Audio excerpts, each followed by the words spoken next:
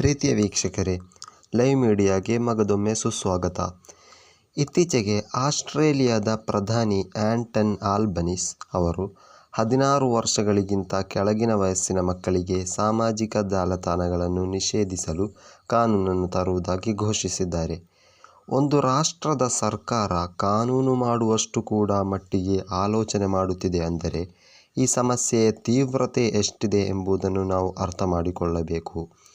ಈ ರೀತಿಯ ನಿಷೇಧ ಫ್ರಾನ್ಸ್ ಮತ್ತು ಅಮೆರಿಕದಲ್ಲಿ ಈಗಾಗಲೇ ಇದೆ. ಫ್ರಾನ್ಸ್ನಲ್ಲಿ 15 ವರ್ಷದಿಂದ ಕೆಳಗಿನ ಮಕ್ಕಳಿಗೆ ಸಾಮಾಜಿಕ ಜಾಲತಾಣಗಳ ನಿಷೇಧವಿದೆ. ಆದರೆ ಅವರುಗಳು ತಮ್ಮ ಹೆತ್ತವರ ಅನುಮತಿ ಪಡೆದುಕೊಂಡು ಬಳಸಬಹುದು.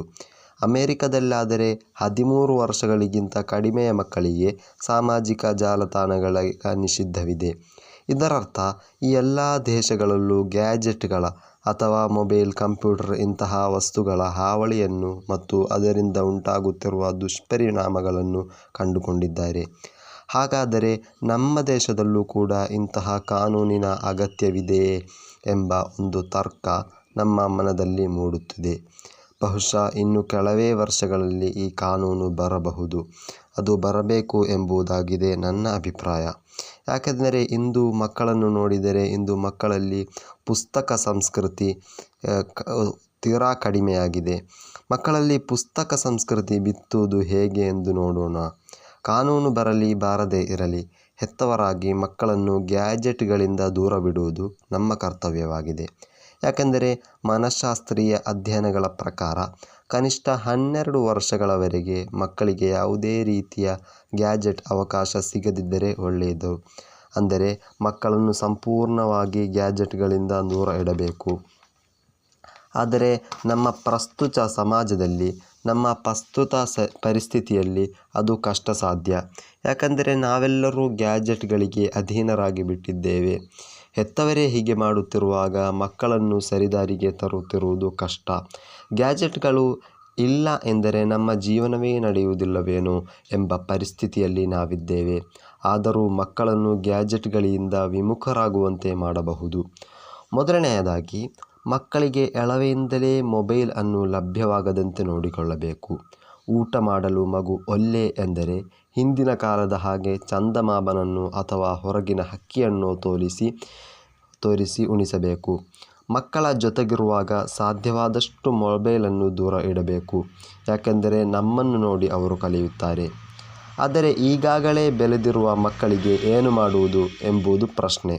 ಯಾಕೆಂದರೆ ಅವರುಗಳೆಲ್ಲರೂ ಈಗಾಗಲೇ ಗ್ಯಾಜೆಟ್ ಲೋಕದಲ್ಲಿ ಮುಳುಗಿ ಹೋಗಿದ್ದಾರೆ. ಅಂತಹ ಸಂದರ್ಭದಲ್ಲಿ ಮನೆಗಳಲ್ಲಿ ಸಾಮೂಹಿಕವಾಗಿ ಗ್ಯಾಜೆಟ್ಗಳನ್ನು ದೂರ ಇಡುವ ಸಾಂಸ್ಕೃತಿಕ ಬದಲಾವಣೆ ನಡೆಸಬೇಕು. ಮಕ್ಕಳಿಗೆ ಪುಸ್ತಕ ಓದುವ ಹವ್ಯಾಸ ಇರಬೇಕೆಂದರೆ ಅದಕ್ಕೆ ಬೇಕಾದ ವಾತಾವರಣವನ್ನು ಸೃಷ್ಟಿಸಬೇಕು. ಹೇಗೆ ನಮ್ಮ ಪರಿಸರ ಮನಸ್ಸಿನ ಮೇಲೆ ಪ್ರಭಾವ ಬೀರುತ್ತದೆ ಎನ್ನುವುದಕ್ಕೆ ಉದಾಹರಣೆಯನ್ನು ಕೊಡುವುದಾದರೆ, ನಾನೇ ಒಂದು ಉದಾಹರಣೆಯಾಗಿದ್ದೇನೆ. ನನ್ನ ತಂದೆ ತಾಯಿ ನಿರಂತರವಾಗಿ ಒಂದಿಲ್ಲ ಒಂದು ಪುಸ್ತಕವನ್ನು ಓದುತ್ತಾರೆ. ಟಿವಿ ಕೇವಲ ವಾರ್ತೆಯನ್ನು ನೋಡುವುದಕ್ಕಷ್ಟೇ ಸೀಮಿತವಾಗಿರುತ್ತದೆ. ಕರೆ ಬಂದರೆ ಫೋನ್, ಇಲ್ಲದಿದ್ದರೆ ಅದು ಬದಿಯಲ್ಲೆಲ್ಲಾದರೂ ತನ್ನ ಪಾಡಿಗೆ ಮಿಣುಕುತ್ತಾ ಕೂರುತ್ತಿರುತ್ತದೆ. ಹಾಗಾಗಿ ನಾನು ಅವರ ಜೊತೆಗೆ ಸಮಯ ಕಳೆಯುವುದಕ್ಕೆ ಹೋದಾಗಲೆಲ್ಲ ನನ್ನ ಪುಸ್ತಕದ ಓದಿನ ವೇಗವೂ ಹೆಚ್ಚುತ್ತದೆ. ಮಾತ್ರವಲ್ಲ, ಓದಿದ ಪುಸ್ತಕದ ಕುರಿತು ನಮ್ಮ ಹೊಳಹುಳುಗಳ ಚರ್ಚೆ ಆಗುತ್ತದೆ, ತರ್ಕಗಳು ಮೂಡುತ್ತವೆ ಮತ್ತು ಹೊಸ ಕಾಣೆಗಳು ಸಿಗುತ್ತವೆ. ಮಾತ್ರವಲ್ಲ, ಅಂತಹ ಸಂದರ್ಭದಲ್ಲಿ ಗ್ಯಾಜೆಟ್ ಯಾವತ್ತೂ ನಮ್ಮನ್ನು ಸೆಳೆಯುವುದೇ ಇಲ್ಲ. ಗ್ಯಾಜೆಟ್ಗಳಿಂದ ನಾನೇನು ಮುಕ್ತನೇನಲ್ಲ. ನನ್ನ ಹಲವಾರು ಕೆಲಸಗಳಿಗೆ ನಾನು ಗ್ಯಾಜೆಟ್ ಮೂಲಕವೇ ಅವಲಂಬನೆ ಮಾಡುತ್ತೇನೆ. ಈ ವಿಡಿಯೋವನ್ನು ಮಾಡಲು ಕೂಡ ನಾನು ಗ್ಯಾಜೆಟನ್ನೇ ಬಳಸುತ್ತಿದ್ದೇನೆ. ಆದರೆ ಒಂದು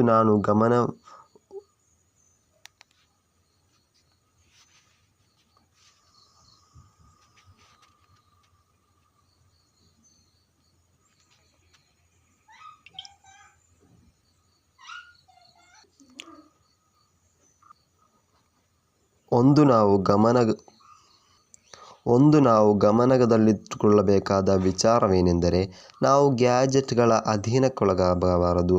ಅದಕ್ಕೆ ಮನಸ್ಸಿನ ಹತೋಟಿ ನಮ್ಮ ಕೈಯಲ್ಲೇ ಇರಬೇಕು. ಇದಲ್ಲದೆ ಇತ್ತೀಚೆಗೆ ಅನೇಕ ಪಟ್ಟಣಗಳಲ್ಲಿ ಬುಕ್ ಕ್ಲಬ್ ಎಂಬಂತಹ ಹೊಸ ಪ್ರಯೋಗಗಳು ನಡೆಯುತ್ತಿವೆ. ವಾರಕ್ಕೊಮ್ಮೆ ಒಂದಷ್ಟು ಜನ ಒಟ್ಟು ಸೇರಿ ಪುಸ್ತಕಗಳನ್ನು ಓದುವ ಪರಿಪಾಠವನ್ನು ನಿರ್ಮಿಸಲಾಗುತ್ತಿದೆ. ಇಂತಹ ಜಾಗಗಳಿಗೆ ಮಕ್ಕಳನ್ನು ಕರೆದುಕೊಂಡು ಹೋಗಬಹುದು. ಆರಂಭದಲ್ಲಿ ಮಕ್ಕಳು ಅದಕ್ಕೆ ಒಗ್ಗಿಕೊಳ್ಳದೇ ಇರಬಹುದು, ಆದರೆ ನಿಧಾನವಾಗಿ ಅದು ಇಷ್ಟವಾಗಲು ಪ್ರಾರಂಭವಾಗುತ್ತದೆ ಮತ್ತು ಪುಸ್ತಕ ಪ್ರೀತಿ ಹುಟ್ಟುತ್ತದೆ. ಗ್ಯಾಜೆಟ್ಗಳ ಮೇಲಿನ ಅವಲಂಬನೆಯೂ ಕೂಡ ಕಡಿಮೆಯಾಗುತ್ತದೆ.